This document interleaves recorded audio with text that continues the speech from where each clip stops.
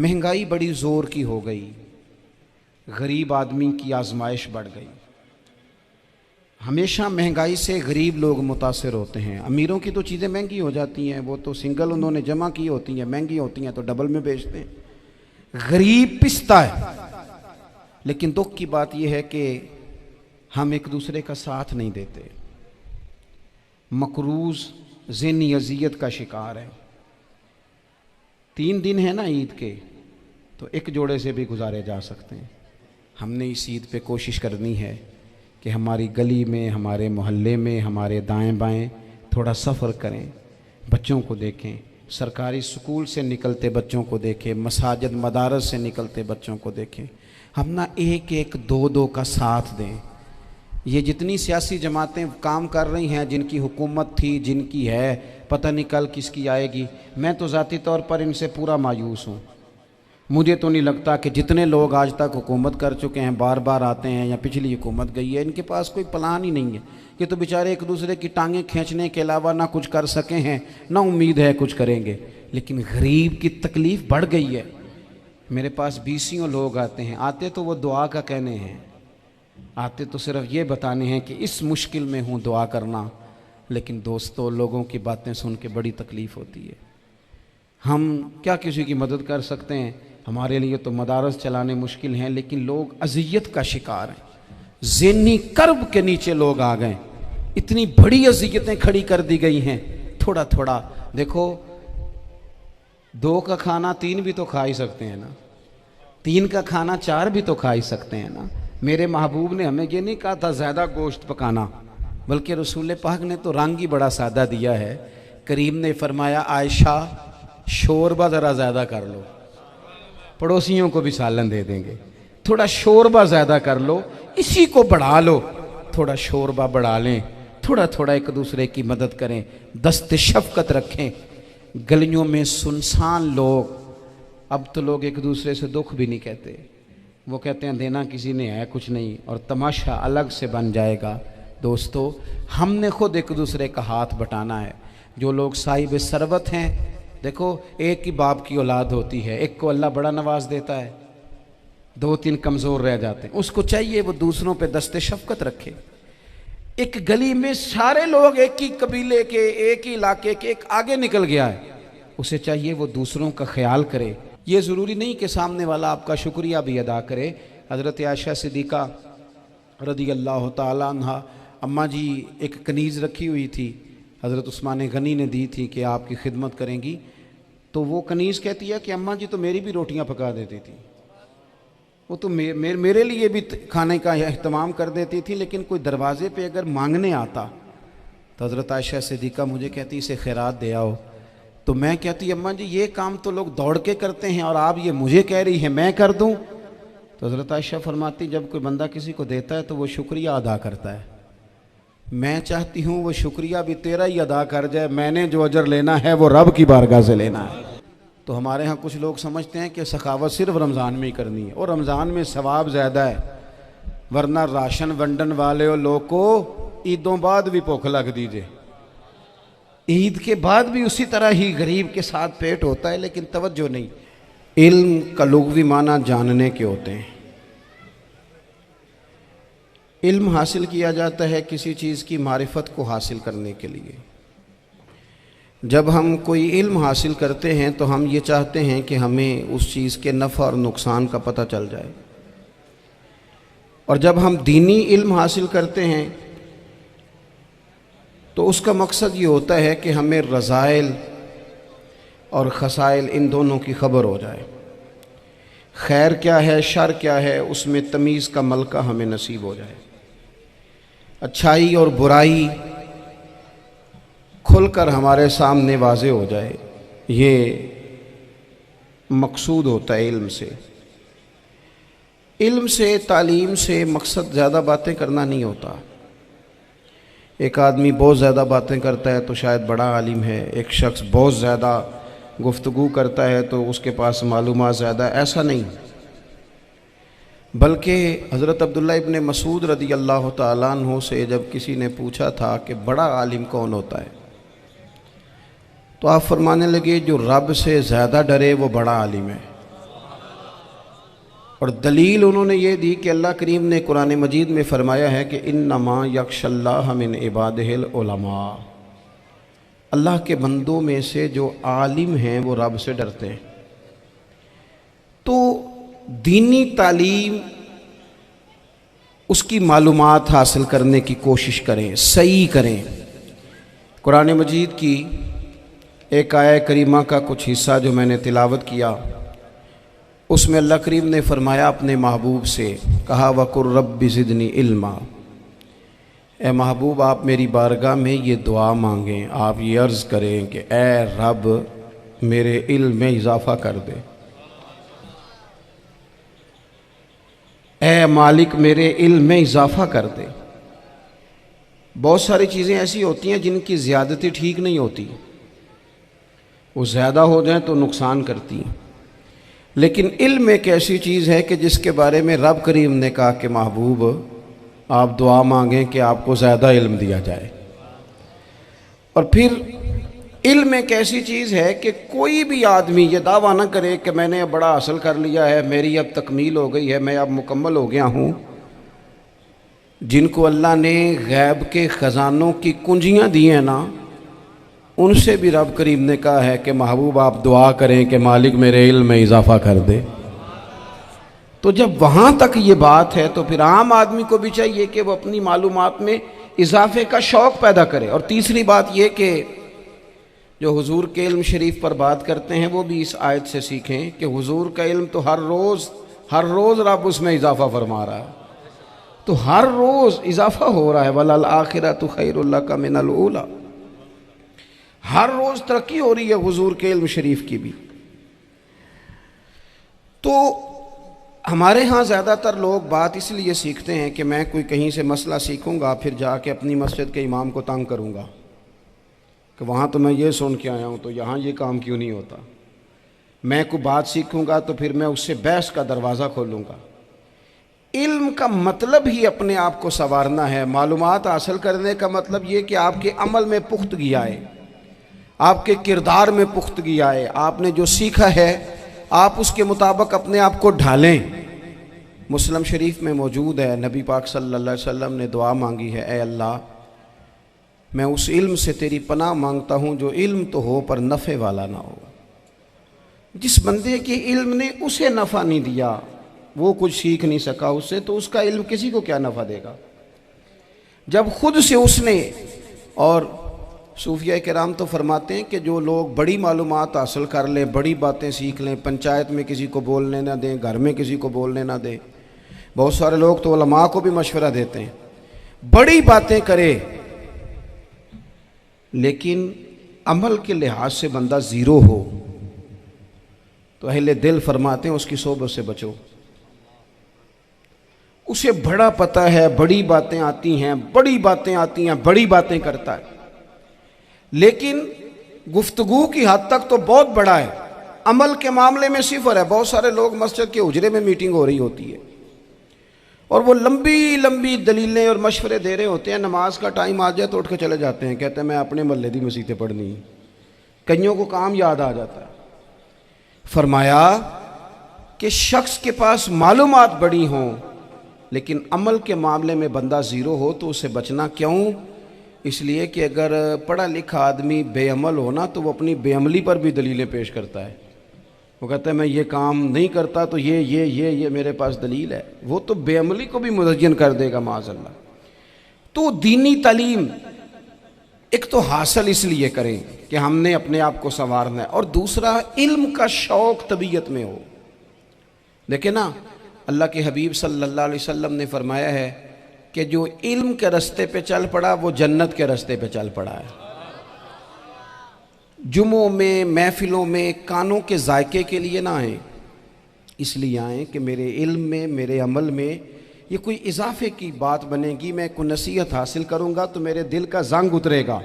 हमारे यहाँ लोग मज़े के लिए आते हैं और आजकल लोग फ़ोटो के लिए आते हैं।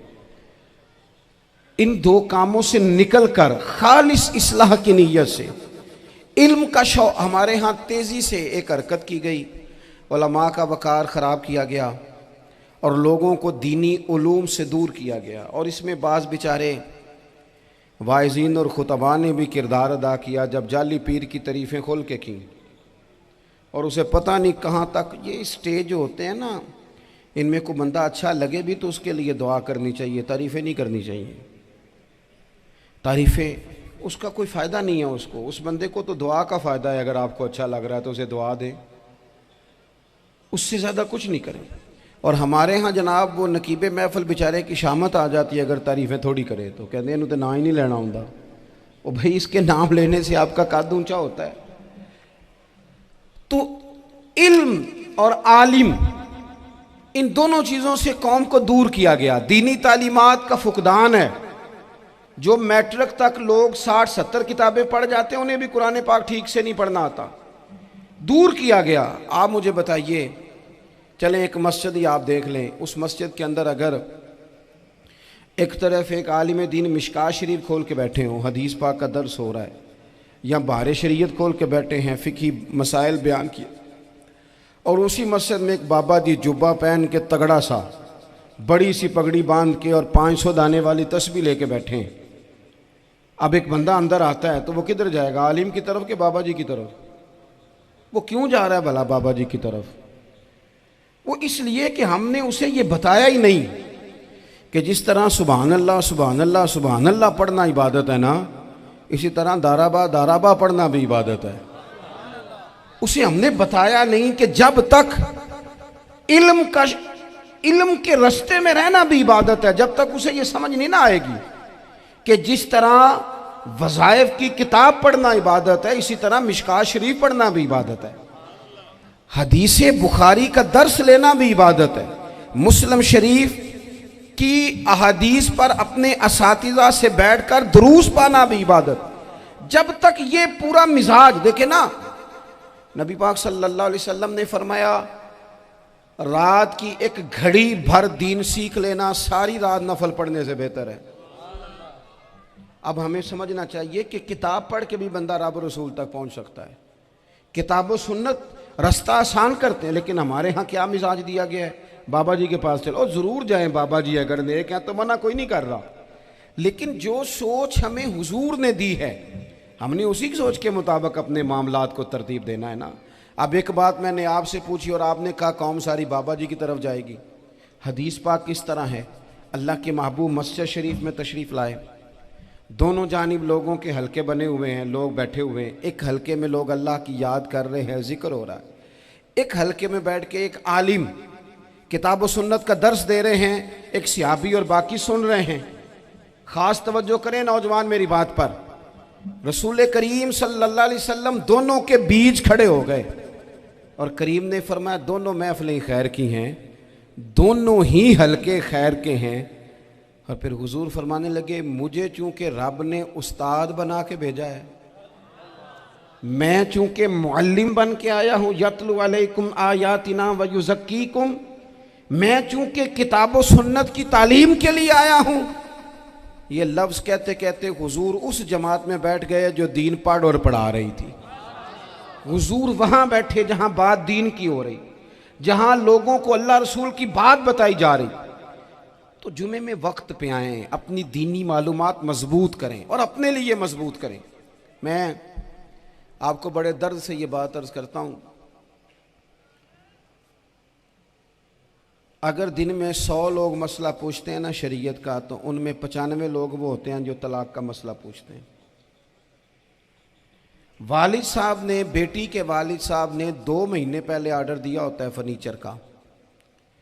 बेटे की शादी हो तो महीना पहले शेरवानी वाले को भी कहना पड़ता है, गाड़ियां बुक करानी पड़ती हैं, मैरिज हॉल बुक, ये सारे लवाजमात हम करते हैं। सारा कुछ किया, गाड़ी से घर बसना है, मैरिज हॉल से बसना है, फर्नीचर से बसना है, हमने सारा कुछ उनको बताया। लेकिन काश 2 घंटे बच्ची किसी मुअल्लिमा के पास जाती, बच्चा किसी उस्ताद के पास जाता, निकाह तलाक के मसले भी सीखते। मैं दावे से कहता हूं अगर हमें पता चल जाए कि 3 तलाकें इकट्ठी नहीं देनी चाहिए, क्योंकि दे दें तो हो जाती हैं, अगर हमें समझ आ जाए कि नहीं देनी चाहिए, ये मसला बयान हो, और ये वाले मसले हम महफिलों में भी नहीं बयान कर सकते, इसलिए कि लोग कहेंगे मसला तो वो बयान करेंगे जिस पे नारे लगेंगे। आप कौम को ये क्या बता रहे हैं, ये तो छोटा आलिम बताता है माज़अल्लाह इस तरह की बातें, तो बड़ी बड़ी को नुक्ते की बात बताएं। वो जिस तरह हमारे यहाँ वो 1 घंटा पहले नहीं कहते तगड़े हो जो मैं जुमला देने लगा, वो पता नहीं जुमला आ रहा है कि एटम बम आ रहा है, तैयार हो जाओ, जो मेरा जुमला ज़ाया ना करना, इधर भाग के चला गया उधर भाग के आ जाओ, अल्लाह जाने। वो जिस तरह कभी लगता है ना पटारी से अल्लाह जाने क्या निकलेगा, मैं जुमला देने लगा हूँ। तो मैं कहता हूँ तू आराम से बैठ के भी जुमला दे दे, तेरे जुमले से क्या निकलेगा। और तू जुमला ना दे, हमें कोई आयत दे, तू जुमला छोड़ हमें कोई हदीस पाक सुना। यानी हर नकीब, हर खतीब, हर नात खा उठ के कहता है सारा कुरान ही हुजूर की तारीफ है। और भाई अगर सारा कुरान हुजूर की तारीफ है तो चंद आयतें पढ़ दे फिर, तू भी, तूने पढ़ी तो एक भी नहीं और तू कहता जा रहा है सारा कुरान ही हुजूर की तारीफ है। ये वाली तारीफ भी तो सुनाना कौम को, जो ये बच्चे इनके उस्ताद इन्हें सिखा रहे हैं और ये सीख रहे हैं, इस तरफ भी तो सफ़र करें। तो मेरे अजीज, अगर लोगों को मसाइल का पता चले तो सैकड़ों घर बच जाएं तबाह होने से, बड़े बड़े घर बच जाएं, लेकिन मसाइल नहीं आते। मेरे पास मसला पूछने के लिए कुछ लोग आ गए, तो 4-5 साल का बच्चा भी था जिसके वालिद ने गुस्से में अपनी बीवी को 3 तलाकें दी थी। तो छोटा सा बच्चा, कपड़े भी फटे पुराने, और हालत बता रही थी कि गरीबी है।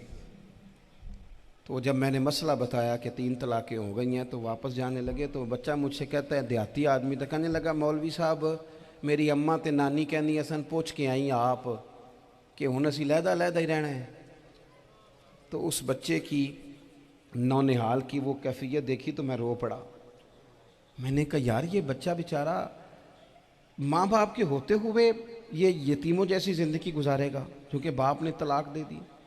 किस तरह मसाइल नहीं बताए लोगों को, तालीम से आगाही नहीं किया। और इसमें बहुत बड़ा जुल्म है उन लोगों का भी जो जनाजे पे खड़े होके तो कह देते हैं, मेरी तरह के लोग अच्छे उलमा की बात नहीं करता, वो कह देते हैं देखो जी लोगों को जनाजा नहीं आता। भैया आपने किस दिन इशा के बाद क्लास लगाई थी जनाजा सिखाने की? ये तो आपने कह दिया लोगों को कुरान जी ठीक नहीं आता। तो यहाँ तो बेचारी बीबियाँ जिनको सही पढ़ना नहीं आता वो मिशन बना लेती हैं कि मैंने इतने 100 को कुरान पाक पढ़ाना है, बेवा हो गई हूँ, तलाक याफ्ता हो गई हूँ, सारी ज़िंदगी कुरान पढ़ाऊँगी। हम क्यों ये मिशन नहीं बनाते, क्यों इस तरफ सफ़र नहीं करते? एक तो दीनी मालूमात में, दीनी उलूम में अपने आप को लगाएं और ज़ौक़ पैदा करें कि जो चीज़ें मुझे नहीं आती मैंने वो सीखनी है, जो मामलात मुझे नहीं आते मैंने उनकी तरफ सफ़र करना है। एक तो अपना ये मिजाज बनाएं। और जब आप दीनी उलूम सीखते हैं तो पता है कौन सा मंज़र कायम होता है? मंज़र वो बनता है कि हज़रत अबू हुरैरा भी दीन सीखा करते थे, हज़रत अब्दुल्ला इब्न उमर भी असहाबे सुफ़ा में रहा करते थे, हज़रत अनस बिन मालिक भी रहा करते थे। और ऐसा मंज़र बनता है कि हज़रत सैयदा खतीजतुल कुबरा रज़ी अल्लाह तआला अन्हा फरमाती हैं, सैयदा फ़ातिमा हुज़ूर की गोद में बैठी होती थी और नबी पाक से बातें पूछती थी और हुज़ूर उन्हें बता रहे होते थे। सैयदा आयशा हुज़ूर से दीन की बातें पूछती। चौथा हिस्सा हमारी फ़िक़्ह के उसूल हज़रत फ़ातिमा की, हज़रत आयशा सिद्दीक़ा की मरवियात पर मबनी है। अगर हमारी बच्चियां छोड़ दें डाइजेस्ट पढ़ना, छोड़ दें इधर उधर की मूवी देखना और वो किताबों सुन्नत पर आ जाएं, तो बहुत सारे मसाइल ऐसे हैं जो उलझने से पहले ही सुलझे हुए हों। दीनी तालीम का मिजाज और ज़ौक़। और दूसरी आयत करीमा मैंने तिलावत की, अल्लाह करीम ने कुरान मजीद में फरमाया, या अय्युहल्लज़ीना आमनू कू अनफुसकुम व अहलीकुम नारा, ऐ ईमान वालों खुद भी दोज़ख की आग से बचो और अपने घर वालों को भी बचाओ। ओ वालिद, वो माँ जो बच्चों को भूख से बचाने के लिए मेहनत करती है, उनको मायूसी से बहुत सारे माँ बाप ऐसे होते हैं जिनके पास कपड़े लेने के पैसे नहीं होते ईद पे। क्यों? अजान शुरू होगी जी। अजीज़ भाई, जिस तरह हम अपने बच्चों को देखें, बहुत सारे माँ बाप के पास गुंजाइश नहीं होती, लेकिन इस नीयत से कि बच्चों के दिल टूट जाएंगे, ईद पे कैसे गुजारा करेंगे, मुश्किल से भी कपड़े ख़रीद के देते। इस तरह हम अपने बच्चों को भूख से, प्यास से, मायूसी से बचाते हैं। इस तरह हमारे रब ने हमारे ज़िम्मे लगाया है कि तुम अपने बच्चों को कोशिश करो दोज़ख की आग से बचाने की। हज़रत उमर फ़ारूक रज़ी अल्लाह तआला अन्हु ने अर्ज़ किया था, या रसूल अल्लाह सल्लल्लाहु तआला अलैहि वसल्लम, इस आया करीमा का माना क्या है? तो महबूब करीम अलैहिस्सलाम ने फरमाया, उमर, जिन चीज़ों का अल्लाह तुम्हें हुक्म देता है, तुम अपने घर वालों को उन चीज़ों का हुक्म दो। जिन चीज़ों से रब रसूल तुम्हें मना करते हैं, अपने घर वालों को उनसे रोको। अपने घर के अंदर निफाज दीन करने की कोशिश करो। मेरे भाई, बहुत ज़्यादा आजमाइश है हमारे घरों में, बेचैनियाँ हैं, इस्तराब है, बच्चों में सख्ती है, बहन भाई एक दूसरे के साथ लड़ते हैं, मिजाजों में तलखी आ गई। क्यों भला? इसलिए कि माँ बाप को जो बेहतरीन किरदार और जो हसीन तरीका घर में अपनाना चाहिए था, बच्चे तकरीर बाहर से सुनते हैं लेकिन वो फॉलो अपने माँ बाप को करते हैं। अगर माँ बाप में हौसला हो, सब्र हो, इत्मीनान हो, खुददारी हो, थोड़े पर गुजारा करने का मिजाज हो। देखे ना, आज डिप्रेशन है, टेंशन है, पैनिक्स अटैक्स हैं, बड़ी सारी चीज़ें आ गई हैं। क्यों भला? सब्र नहीं, तहम्मुल नहीं, बुर्दबारी नहीं। आजमाए। एक दिन एक बच्चा मेरे पास आ गया मदरसे का और आके वो रोने लगा। मेरे घर वाले कहने लगे खाना छोड़ दें, पहले इसकी बात सुन ले। मैंने कहा पुत्र क्या हुआ, किसी ने मारा है किसी उस्ताद ने? कहने लगे नहीं हजरत, घर फ़ोन किया था तो मेरी अम्मा और अब्बा की लड़ाई हो रही है। बच्चा कांप रहा है, टांगे कांप रही। मैंने कहा क्या हो क्या गया तुम्हें पुत्र, लड़ाई हो रही है तो घरों में हो ही जाती है। कहने लगे नहीं, आपको पता नहीं, वो बड़ा सख्त लड़ते हैं। मेरे वालिद जब मेरी वालदा को मारने के लिए आगे बढ़ते हैं तो हम सारे चार पहियों के नीचे छुप जाते हैं, हमें खौफ आता है, वो मंजर खतरनाक होता है। ये कौन तकलीफ दे रहा है अपने बच्चों को? यहाँ बैठे हमारे यहाँ मीलों दूर रहते थे उसके घर वाले, तो वो तकलीफ में था, तो घर में क्या कैफियत होगी?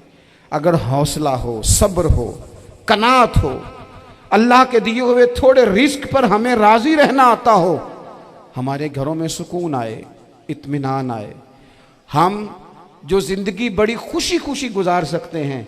हमारे मिजाजों का लालच, हमारी तबीयतों की बेराह रवी, हमारी झूठी अना का बुत, उन सारी चीज़ों को ख़त्म कर देता है। अपनी ज़िंदगी के अंदर अगर हम वो किरदार अपने बच्चों को दें, जिस किरदार में मोबाइल भी हो, जिसमें गाड़ी भी हो, जिसमें पैसे भी ला के अब्बा दराज में रखता हो, लेकिन वालिद का घर में मुसल्ला भी मौजूद हो, उसकी कोई तस्बीह भी हो, वो ये भी कहता हो कि खुदा ने अपने फजल से आज 5,000 दिया है तो इसमें 1,000 गरीबों का भी है, इसमें थोड़ा सा मैंने अल्लाह की रिजा के लिए भी रखा है। अगर कोई मुश्किल आ जाए तो वो बाप और माँ को सब्र करता हुआ देखते हो।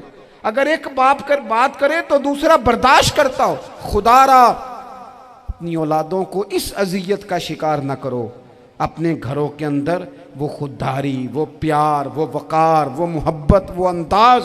आप थके हुए हैं, कोई शक नहीं, आप बहुत सारे मसाइल का बाहर शिकार होंगे, कोई शक नहीं, लेकिन आप बाहर से थक के आए हैं। और अगर आप बाहर अपनी फैक्ट्री के मालिक हैं और दफ्तर के बड़े हैं तो घर में भी तो आप बड़े हैं ना। आपकी माँ भी तो इंतज़ार कर रही है, उसने भी तो दुखड़ा सुनाना है ना आपको। आप ये देखिए कि आपके बच्चे भी तो इंतज़ार कर रहे हैं, वो चाहते हैं कि अब्बा आके बैठे तो हम उनके सीने पे चढ़ के थोड़ा खेलें। आपकी अहलिया मुंतज़िर हैं। कुछ बातें बीवी किसी और से नहीं कह सकती, सिर्फ अपने शौहर से कहती है, लेकिन वो तो आते ही जलाल में आ गए साहब। वो कहने लगे तू बड़ी नालायक है, मैं थका मांदा आया हूं और तूने मुझे कहानी सुना दी है। वो उस खातून से शिद्दत के साथ पेश आने लगे।